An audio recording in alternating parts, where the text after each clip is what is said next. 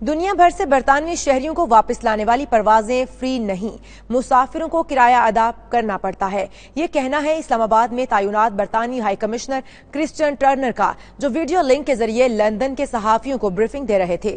انہوں نے مزید کیا کہا، جانتے ہیں bureau chief UK Ghulam Hussain Awan کی اس رپورٹ میں۔